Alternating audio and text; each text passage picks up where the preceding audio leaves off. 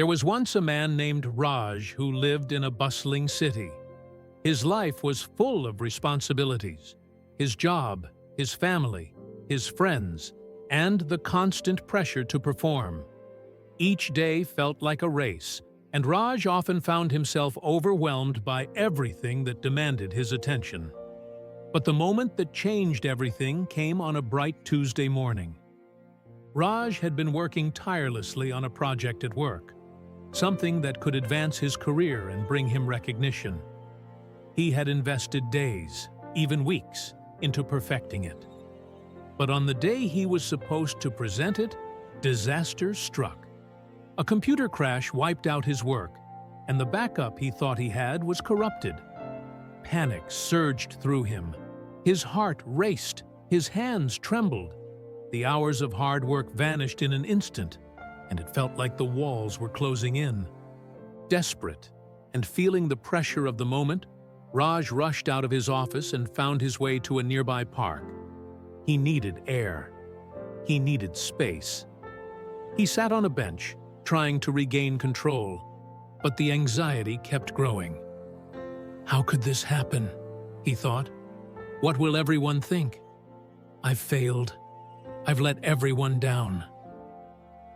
As he sat there, consumed by his worries, an elderly woman sitting on the next bench noticed his distress. With a gentle smile, she said, "You seem troubled, young man. What's on your mind?" Raj, not sure why, found himself explaining the situation. How everything had fallen apart, how the pressure was too much. The elderly woman nodded, listening intently, and after a pause, she spoke. "You know, when I was much younger, I had a garden. I worked hard in it, planted seeds, watered them, made sure the soil was just right. But one day, a storm came. It destroyed the garden. Trees were uprooted, flowers were crushed, and the vegetables I had worked so hard for were ruined. I stood there in the aftermath, feeling as though everything was lost. But then I took a deep breath and looked around. The storm had passed. The garden, though damaged, was not gone. Some plants would regrow. Others would bloom again in time. The storm did not last forever." Raj looked at her, puzzled.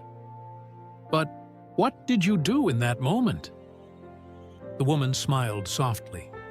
"I accepted the storm for what it was, a force I couldn't control, and I focused on what I could, the plants that were still standing, the lessons I'd learned.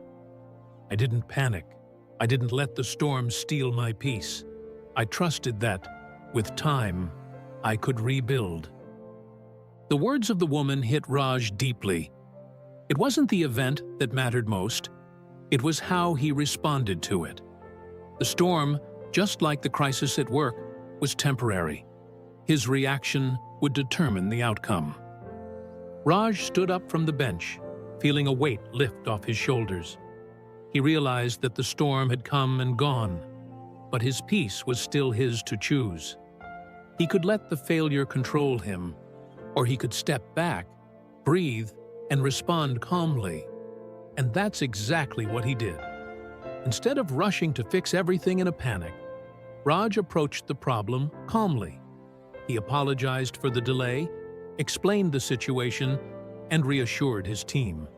He didn't let the failure define him. Slowly, he rebuilt the project, made it better, and eventually presented it with a sense of calm that amazed everyone. And isn't that the key? Life will always test you with storms, unexpected challenges, setbacks, and failures. But how you respond in those moments defines your future.